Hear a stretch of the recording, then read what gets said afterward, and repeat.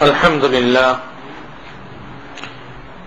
لله رب العالمين والعاقبة للمتقين والصلاة والسلام على سيد الأنبياء والمرسلين وعلى آله وصحبه أجمعين. قال الله تبارك وتعالى في الكلام المجيد والفرقان الحميد: أعوذ بالله من الشيطان الرجيم. بسم الله الرحمن الرحيم. أم حسبت أن أصحاب الكهف والرقيم كانوا من آياتنا عجبا إذ أوى الفتية إلى الكهف فقالوا ربنا آتنا من لدنك رحمة وهيئ لنا من أمرنا رشدا فضربنا على آذانهم في الكهف سنين عددا ثم بعثناهم لنعلم أي الحزبين أحصى لما لبثوا أمدا. أما بعد، میرے محترم داعیوں، بزرگوں اور دوستوں،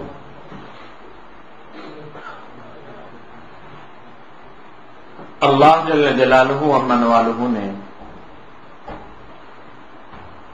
اس آیت کریمہ کے اندر ارشاد فرمایا کہ کیا آپ نے گمان کیا کہ اصحاب کہف اور اصحاب رقیم ہماری قدرت کی نشانیوں میں سے ہیں؟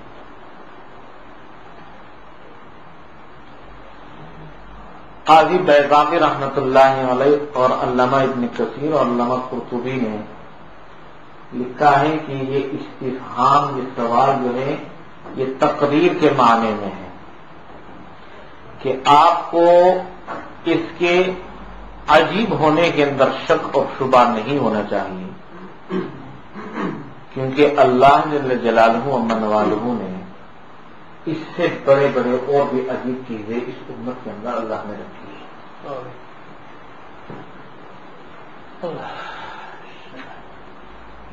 اصحاب کہف کو اللہ تعالی نے غار کے اندر 309 سال تک اللہ نے ان کو سلا کر رکھا. یہ اللہ کی قدرت کاملہ ہے. اور اسی طرح اللہ تعالی نے اور بھی اپنی بڑی قدرت کی نشانیاں اس امت کے اندر اللہ نے دکھائی ہیں جو اس سے کم تر نہیں ہے. اصحاب کہف یہ کن کو کہا جاتا ہے، یہ ذرا پہلے سمجھنے کی ضرورت ہے. ام حسبت ان اصحاب الکہف والرقیم كانوا من آیاتنا عجبا، یا تم نے گمان کیا ہے کہ اصحاب کہف اور اصحاب رقیم ہماری قدرت کی نشانیوں میں سے ہیں؟ تو بے شک وہ اللہ کی قدرت کی نشانیوں میں سے ہیں، لیکن صرف یہ ہی اللہ کی قدرت کی نشانی ہے، اس پر بس نہیں ہے، اللہ کی قدرت کی نشانیاں اور بھی ہیں. اب پہلے یہ سمجھو میرے بھائیوں اور بزرگوں اور دوستوں کہ اصحاب کہف کن کو کہا جاتا ہے. اصحاب کہف ان لوگوں کو، ان نوجوانوں کو کہا جاتا ہے. پہلے دن میں نے ذرا کچھ اشارہ دیا تھا، وہ 7 تھے اور ان کا ایک ساتھی مل گیا، ایک کتا، جو کل 8 بن گئے. یہ اصحاب کہف جو ہے یہ وہ نوجوان ہیں، یہ وہ لوگ ہیں کہ جس زمانے کے اندر وہ تھے اس زمانے کا بادشاہ کا نام دقیانوس تھا. دقیانوس جو ہے وہ بڑا ظالم بادشاہ تھا، جابر بادشاہ تھا.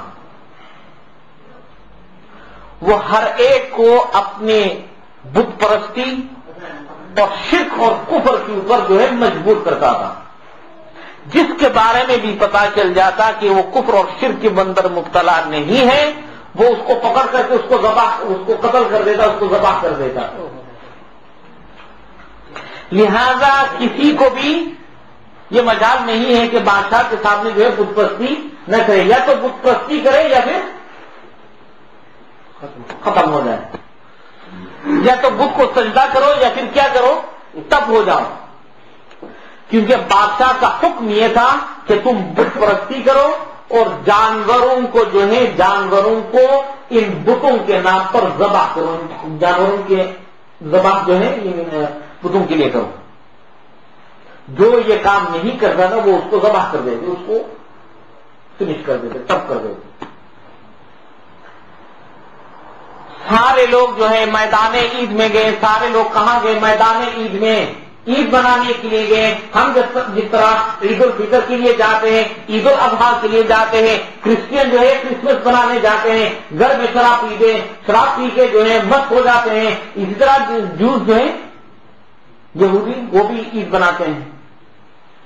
سارے قوموں کے لیے عید ہے, ہندوؤں کے لیے دیوالی ہے نا, وہ جا کر بس کچھ چٹنی طرح چلاتے ہیں. تو ہر ایک کی عید جو ہے الگ ہے. ہمارے مسلمانوں کی عید کیا ہے؟ تو اللہ کے سامنے آ کر اللہ اکبر کہو اور 2 رکعت نماز پڑھو. یہ اللہ تعالیٰ کے سامنے مسلمانوں کی عید ہے. کتنی زبردست عید ہے بھائی. تو دقیانوس کے زمانے میں سارے لوگ جو ہے عید کے میدان میں گئے اور سارے جو ہے بتوں کو اور اپنے جو باطلا معبودان باطلائے ان ساروں کو سجدہ کرنے لگے, ان کو پوجنے لگے. یہ جو 7 نوجوان تھے, 7 نوجوان, ان کو جو ہے یہ گوارا نہیں ہے کہ بت کے سامنے اللہ کے علاوہ کسی کو سجدہ کرے. تو پھر انہوں نے کیا کیا؟ ایک آدمی ان میں سے چپ کرا کر ایک درخت کے نیچے بیٹھ گیا. بھائی ذرا غور سے سنیں. سارے لوگ میدان جہاد میدان عید میں عید منا رہے ہیں. عید کیا؟ وہ بتوں کو سجدہ کرنا ہے. یہ نوجوان ایک اٹھ کر آ گیا حافظ کی طرح, کیونکہ وہ توحید پرست تھا, اللہ کو ماننے والا تھا.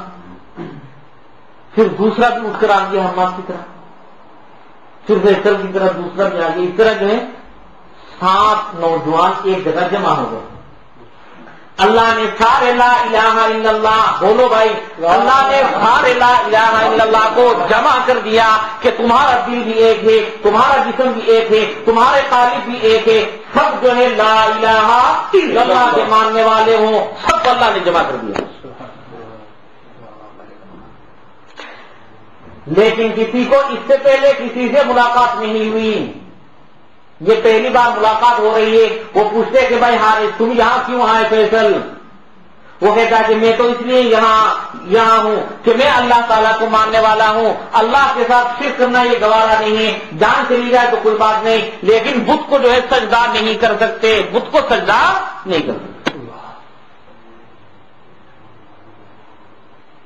سارے نوجوانوں نے یہی جواب دیا, ہم لا الہ الا اللہ کے ماننے والے ہیں. تو انہوں نے یہ پلان بنایا, اسکیم بنایا کہ ہمیں کیا کرنا چاہیے, ہمیں کیا کرنا چاہیے. کیونکہ جیسے ہی یہ الگ ہو گئے تو وہ CID جو جاسوس تھے, اللہ کے دشمن, ان کو پتا چل گیا کہ بھائی یہ لوگ سجدہ نہیں کرتے بت کو, یہ کہیں اور جا کر چھپ گئے, تو میرے خیال میں ان کا کچھ اور مسئلہ ہوگا. انہوں نے جا کر دقیانوس کو, جو بڑا ظالم بادشاہ تھا, اس کو خبر دے دی کہ آپ کی حکومت کے اندر 7 نوجوان ہٹے کٹے بالکل دیکھنے میں پہلوان جیسے, اور ان کے اوپر جو ہے بالکل امیرانہ لباس, ایسے لباس جو عام آدمی نہیں پہنتا, یہ بڑے امیر اور رؤسا کے بیٹے تھے. ان کو جا کر اس کو جا کر خبر دے دی کہ آپ کی حکومت کے اندر بادشاہ دقیانوس اور یہ بت پرستی نہیں کرتے ہیں. تو دوسرے دن جو ہے دقیانوس نے ان سب کو بلایا. ان سب کو کیا کیا بلایا. جب اللہ حفاظت کرنے پہ آتا ہے تو ساری دنیا مل کے کچھ نہیں کر سکتے ہیں, اور جب اللہ تعالیٰ جو ہے غرق کرنا چاہتے تو ساری دنیا مل کے اس کی حفاظت نہیں کر سکتے. نبی بھی اگر ہو پھر بھی وہ اپنے بیٹے کی حفاظت نہیں کر سکتے. نوح علیہ السلام کے بیٹے کنعان, وہ طوفان کے اندر پانی کے اندر غرق ہو گئے, ان کے نوح علیہ السلام کے سامنے ہوا بھی نہیں. یہ تو قرآن کے اندر ہے. یا بنی ارکب معنا ولا تکن مع الکافرین, ابا جان نے کہا میرے بیٹے, میرے کلیجے کے ٹکڑے, میرے پاس آ جا, سوار ہو جا کشتی کے اندر, کلمہ پڑھ لے, بچے نے کہا قالت آوی الی جبل یعصمنی من الماء، بچے نے کہا کنعان نے ابا جی میں تو چوٹی کے اوپر جاؤں گا، پہاڑ کے اوپر، وہاں جاؤں گا تو پانی وہاں نہیں پہنچ سکتا، وہاں میری کوئی کچھ نہیں بگاڑ سکتا۔ یہی بات ہو رہی تھی، ابا جان نے کہا لا عاصم اليوم من امر اللہ الا من رحم، آج اللہ کے عذاب سے کوئی بچ نہیں سکتا، کوئی بچنے والا نہیں ہے الا من رحم، سوائے اس کے جس پر اللہ رحم فرمائے۔ یہ بات ہو رہی تھی وحال بینہما الموج فکان من المغرقین، یہ باتیں جو ہے باپ اور بیٹے کے درمیان ہو رہی تھی، یہ مکالمہ اور گفتگو ہو رہی تھی، اچانک جو ہے طوفان جو ہے حائل آ گیا اور اسی کے اندر بیٹے کو غرق کر دیا۔ دقیانوس نے CID کو بھیجا،